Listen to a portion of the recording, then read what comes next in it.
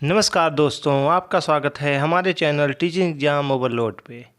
आज का session NCERT class 6 history के चैप्टर 2 आखेट खास संग्रह से भोजन उत्पादन तक के बारे में पढ़ेंगे हम, जो कि बहुत ही इम्पॉर्टेंट क्लास है सीटेट पेपर 2 एवं बिहार शिक्षक भर्ती की तैयारी करने वाले छात्रों के लिए।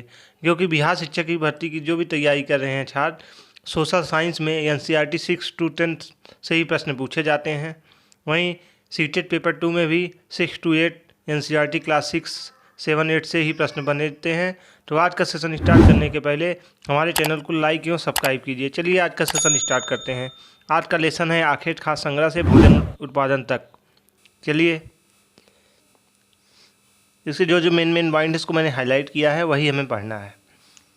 तो पहला हाईलाइटेड पॉइंट है, पत्थर के औजारों का उपयोग बाएं इंसान के खाने योग्य जड़ों को खोदने के लिए किया जाता था और दाएं जानवर की खाल से बने वस्त्रों को सिलने के लिए किया जाता था। तो पत्थरों के औजारों का उपयोग बाएं इंसान के खाने योग्य जड़ों के खोदने के लिए किया जाता था और दाएं जानवरों की खाल से बने वस्त्रों को सिलने के लिए किया जाता था, जैसा कि फिगर में दिखाया गया है।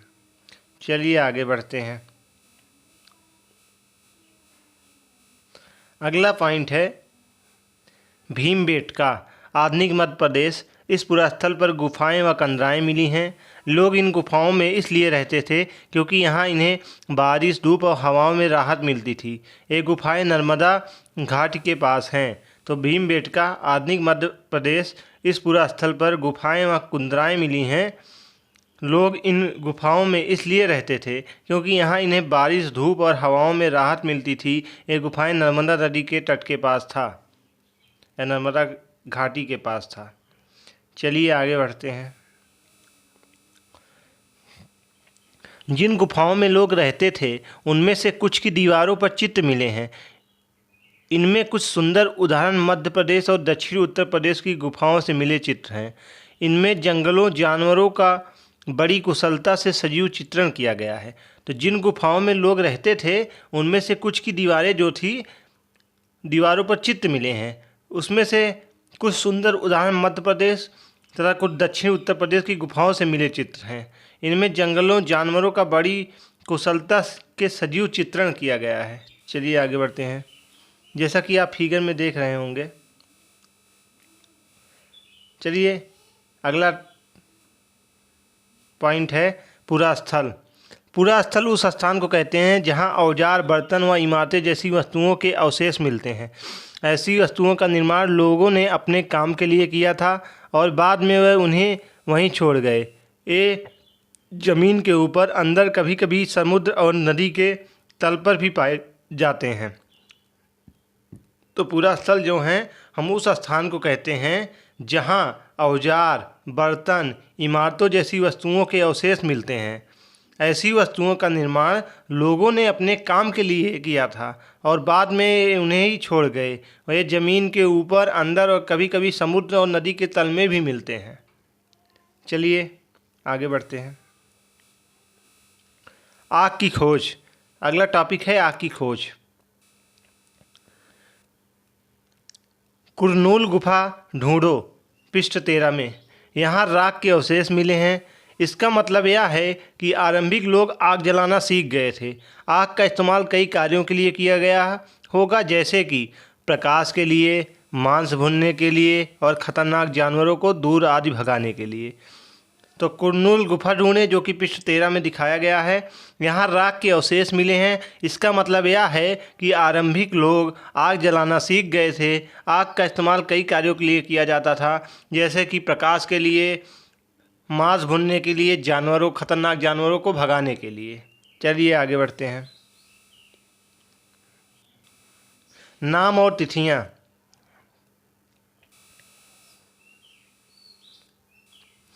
हम जिस काल के बारे में पढ़ रहे हैं, पुरातत्वविदों ने उनके बड़े बड़े नाम रखे हैं। आरंभिक काल को पुरापाषाण काल कहते हैं। तो पहला प्रश्न यह बनता है कि आरंभिक काल किसे कहते हैं? पुरापाषाण काल को ही कहते हैं। या दो शब्द, पूरा यानी प्राचीन और पाषाण यानी पत्थर से बना है। अगला प्रश्न यह बन सकता है कि पूरा पाषाण काल किससे बना है? तो यह दो शब्दों से मिलकर बना है, पूरा यानी प्राचीन और पाषाण यानी पत्थर से। या ना पूरा स्थलों से प्राप्त पत्थर के औजारों के महत्व को बताता है। पूरा पाषाण काल 20 लाख साल पहले से 1200 साल पहले के दौरान माना जाता है। इस काल को भी 3 भागों में विभाजित किया गया है: आरंभिक, मध्य, उत्तर पूरा पाषाण युग। मानव इतिहास की लगभग 99% कहानी इसी काल के दौरान घटित हुई। जिस काल में हमें पर्यावरण बदलाव मिलते हैं उसे हम मेसोलिथ यानी मध्य पाषाण युग कहते हैं। तो पिछली बार सीटेट में प्रश्न पूछा गया था कि मेसोलिथ या मध्य पाषाण युग किसे कहते हैं। तो जिस काल में हमें पर्यावरणीय बदलाव मिलते हैं उसे हम मेसोलिथ यानी मध्य पाषाण युग कहते हैं। इसका समय लगभग 12,000 साल पहले से लेकर 10,000 साल पहले तक माना गया है। इस काल के पाषाण औजार आमतौर पर बहुत छोटे होते थे। इन्हें माइक्रोलिथ यानी लघु पाषाण कहा जाता है। प्रायः इन औजारों में हड्डियों या लकड़ियों के मुट्ठे लगे हंसिया और आरी जैसे औजार मिलते थे। साथ साथ पूरा पाषाण युग वाले औजार भी इस दौरान बनाए जाते थे। अगले युग की शुरुआत लगभग 10,000 साल पहले से होती है। इसे हम नवपाषाण युग कहा जाता है। यहाँ से जो मेन पॉइंट थे, जैसे कि हम जिस काल के बारे में पढ़ रहे हैं, पुरातत्वविदों ने उन्हें बड़े बड़े नाम रखे। आरंभिक काल को वे पूरा पाषाण काल कहते थे, या दो शब्दों से मिलकर बना था, प्राचीन एवं पाषाण यानी पत्थर से बना। यह नाम पूरा स्थलों से प्राप्त पत्थरों के औजारों के महत्व को बताता है। पूरा पाषाण काल 20 लाख साल पहले से 1200 साल पहले के दौरान माना जाता है। इस काल को 3 भागों में विभाजित किया गया: आरंभिक, मध्य एवं उत्तर पूरा पाषाण युग। मानव इतिहास की लगभग 99% कहानी इसी काल के दौरान घटित हुई। जिस काल में हमें पर्यावरणीय बदलाव मिलते हैं उसे मेसोलिथ यानी मध्य पाषाण युग कहते हैं। इसका समय लगभग 12,000 साल पहले से लेकर 10,000 साल पहले तक माना गया। इस काल के पाषाण औजार आमतौर पर बहुत छोटे होते थे। इन्हें माइक्रोलिथ यानी लघु पाषाण कहा जाता है। प्राय इन औजारों में हड्डियां एवं लकड़ियां के मुट्ठे लगे हंसिया और आरी जैसे औजार मिलते थे। साथ साथ पूरा पाषाण युग वाले औजार भी इस दौरान बनाए जाते थे। तो अगले युग की शुरुआत लगभग 10,000 साल पहले से होती थी। इसे हम नवपाषाण युग कहा जाता है। चलिए आगे बढ़ते हैं। अगला बिंदु है बदलती जलवायु। तो लगभग 12,000 साल पहले दुनिया को जलवायु में बड़े बड़े बदलाव आए और गर्मी बढ़ने लगी। इसके परिणाम स्वरूप कई क्षेत्रों में घास वाले मैदान बनने लगे। इसमें हिरण, बारहसिंघा, भेड़, बकरी और गाय जैसे उन जानवरों की संख्या बढ़ी जो घास खाकर जिंदा रह सकते थे। तो लगभग 12,000 साल पहले दुनिया की जलवायु में बड़े बड़े बदलाव आए और गर्मी बढ़ने लगी, जिसके परिणाम स्वरूप कई क्षेत्रों में घास वाले मैदान बनने लगे। इसमें हिरण, बारहसिंघा, भेड़, बकरी और गाय जैसे उन जानवरों की संख्या बढ़ी जो घास खाकर जिंदा रह सकते थे। जो लोग इन जानवरों का शिकार करते थे वह भी इनके पीछे आए और इनके खाने पीने की आदतों और प्रजनन के समय की जानकारी हासिल करने लगे। हो सकता है कि तब लोग इन जानवरों को पकड़कर अपनी ज़रूरत के अनुसार पालने की बात सोचने लगे हों। साथ ही इस काल में मछली भी भोजन का महत्वपूर्ण स्रोत बन गई। चलिए आगे बढ़ते हैं।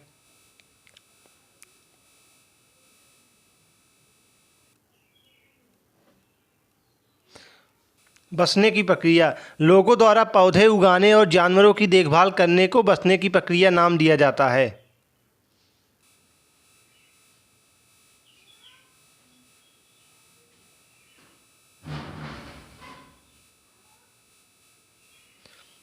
अगला पॉइंट है अस्थायी जीवन की ओर।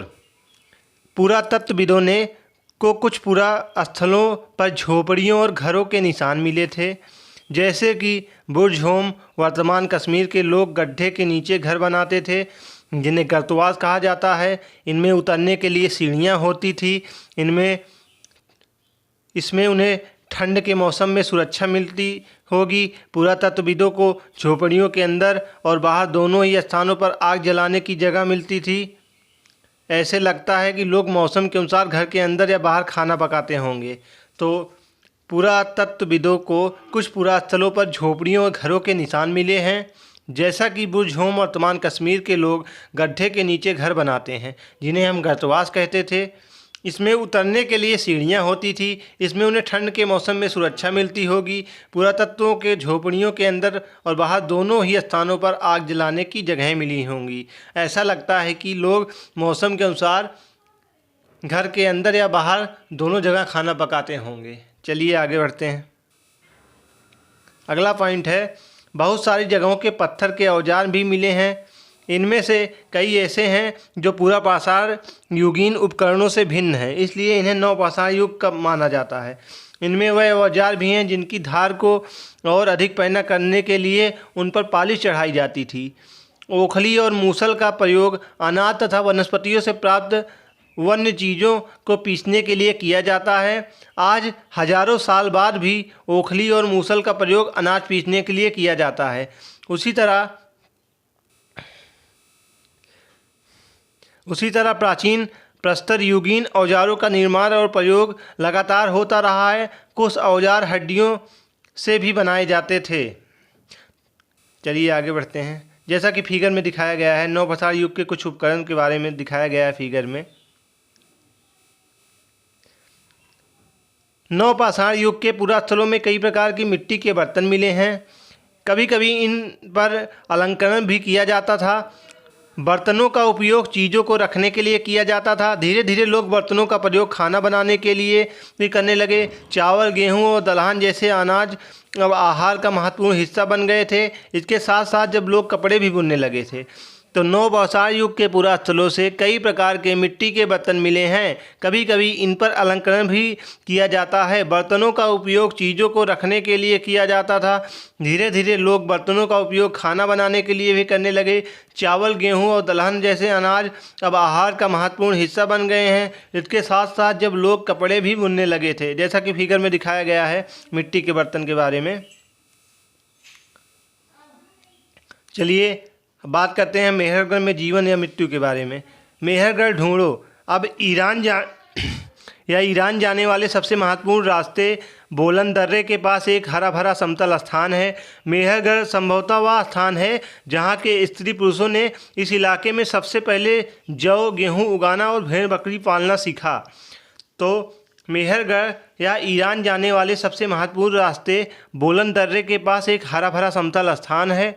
मेहरगढ़ संभवतः वह स्थान है जहाँ के स्त्री पुरुषों ने इस इलाके में सबसे पहले जौ, गेहूँ उगाना और भेड़ बकरी पालना सीखा। चलिए आगे बढ़ते हैं। यहाँ विभिन्न प्रकार के जानवरों और हड्डियों मिली। इनमें हिरण तथा सूअर जैसे जंगली जानवर तथा भेड़ और बकरियों की हड्डियाँ हैं। मेहरगढ़ में इसके अलावा चौकोर और आयताकार घरों के अवशेष भी मिले हैं। प्रत्येक घर में 4 या उससे ज़्यादा कमरे हैं। इनमें से कुछ संभवतः भंडारण के काम आते हैं। मृत्यु के बाद सामान्यतया मृतक के सगे संबंधी उसके प्रति सम्मान जताते हैं। लोगों की आस्था है कि मृत्यु के बाद भी जीवन होता है, इसलिए कब्रों के साथ कुछ सामान भी रखे जाते हैं। तो मेहरगढ़ में इसके अलावा चौकोर और आयताकार घरों के अवशेष भी मिले हैं। प्रत्येक घर में 4 या उससे ज़्यादा कमरे थे। इसमें से कुछ संभवतः भंडारण के काम आते होंगे। मृत्यु के बाद सामान्यतः मृतक के सगे संबंधी उसके प्रति सम्मान जताते हैं। लोगों की आस्था है कि मृत्यु के बाद भी जीवन होता है, इसलिए कब्रों में मृतकों के साथ साथ कुछ सामान भी रखे जाते हैं। मेहरगढ़ में ऐसी कई कब्रें मिली हैं जो एक कब्र में एक मृतक के साथ एक बकरी को भी दफनाया गया था। संभवतः इसे परलोक से मृतक के खाने के लिए रखा गया होगा। ऐसे कई कब्रें भी मिली हैं, जैसे इस कब्र में मृतक के साथ एक बकरी को भी दफनाया गया था। संभवतः इसे परलोक के मृतक के खाने के लिए रखा गया होगा, जैसा कि फिगर में दिखाया गया है। अब बात करते हैं फ्रांस में गुफा में की गई चित्रकारी के बारे में। तो अपने एटलस में फ्रांस ढूंढो। यह चित्र फ्रांस की एक गुफा का है। इस पूरा स्थल की खोज लगभग 100 साल पहले 4 स्कूली छात्रों ने की थी। इस तरह के चित्र लगभग 20,000 साल पहले से लेकर 10,000 साल पहले के बीच बनाए गए होंगे। इनमें कई जानवरों के चित्र हैं। इनमें जंगली घोड़े, गाय, भैंस, गैंडा, रेंडियर, बारहसिंगा और सुअरों को गहरे चमकीले रंगों से चित्रित किया गया है। इन रंगों को लव, एक्स और चारकोल जैसे खनिज पदार्थों से बनाया जाता था। यह संभव है कि इन चित्रों में उत्सव के अवसर पर बनाया जाता था। तो आपने एटलस में फ्रांस को ढूंढो, यह चित्र फ्रांस को एक गुफा का है। इस पुरास्थल की खोज लगभग 100 साल पहले 4 स्कूली छात्रों ने की थी। इस तरह के चित्र लगभग 20,000 साल पहले से लेकर 10,000 साल पहले के बीच बनाए गए होंगे। इनमें कई जानवरों के चित्र हैं, जिनमें जंगली घोड़े, गाय, भैंस, गैंडा, रेंडियर, बारहसिंगा और सूअरों को गहरे चमकीले रंगों से चित्रित किया गया था। इस रंगों को लौह, एक्स और चारकोल जैसे खनिज पदार्थों से बनाया जाता था। यह संभवतः है कि इन चित्रों को उत्सव के अवसर पर बनाया जाता था, जैसा कि फिगर में दिखाया गया है। इन्हें शिकारियों द्वारा शिकार पर निकलने से पहले कुछ अनुष्ठानों के लिए बनाया गया होगा। चलिए बात करते हैं एक नवपाषाणी पुरास्थल के बारे में। तो एटलस में तुर्की ढूंढो। नवपाषाण युग के सबसे प्रसिद्ध पुरास्थलों में एक चाताल हयूक तुर्की में है। तो नवपाषाण युग के सबसे प्रसिद्ध पुरास्थलों में से एक चाताल हयूक तुर्की में है। यहाँ दूर दराज स्थानों से कई चीज़ें लाई जाती हैं और उनका उपयोग किया जाता था, जैसे कि सीरिया से लाया गया चमकदार पत्थर, लाल सागर की कौड़ियों तथा भूमध्य सागर की सीपियाँ। ध्यान रहे, इस समय तक पहिए वाले वाहन का विकास नहीं हुआ था। लोग सामान खुद या जानवरों की पीठ पर लाद कर ले जाया करते थे। तो एक नवपाषाणी पुरास्थल के महत्वपूर्ण बिंदु यह है कि नवपाषाण युग के सबसे प्रसिद्ध पुरास्थलों में एक चाताल हयूक तुर्की में है। यहाँ दूर दराज स्थानों से कई चीज़ें लाई जाती थी और उनका उपयोग किया जाता था, जैसे सीरिया से लाया गया चकमक पत्थर और लाल सागर की कौड़ियाँ, भूमध्य सागर की सीपियाँ। ध्यान रहे, इस समय तक कोई भी पहिए या वाहन का विकास नहीं हुआ था। मानव अपना सामान खुद जानवरों की पीठ पर लाद कर ले जाया करते थे। चलिए आगे बढ़ते हैं।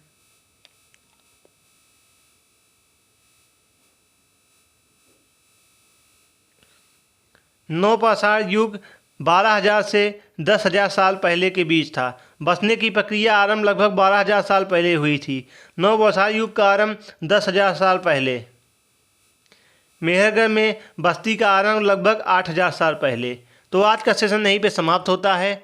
आज के सेशन के अंतर्गत मैंने एनसीईआरटी क्लास 6 हिस्ट्री के चैप्टर 2 को कवर किया, जो कि बहुत ही इम्पॉर्टेंट क्लास थी सीटेट पेपर 2 एवं बिहार शिक्षक भर्ती की तैयारी करने वाले छात्रों के लिए। तो आज का सेशन यहीं पे समाप्त करते हैं। कल फिर मिलते हैं किसी नए सेशन के साथ। तब तक हमारे चैनल पर बने रहिए। हमारे चैनल को लाइक एवं सब्सक्राइब कीजिए। धन्यवाद।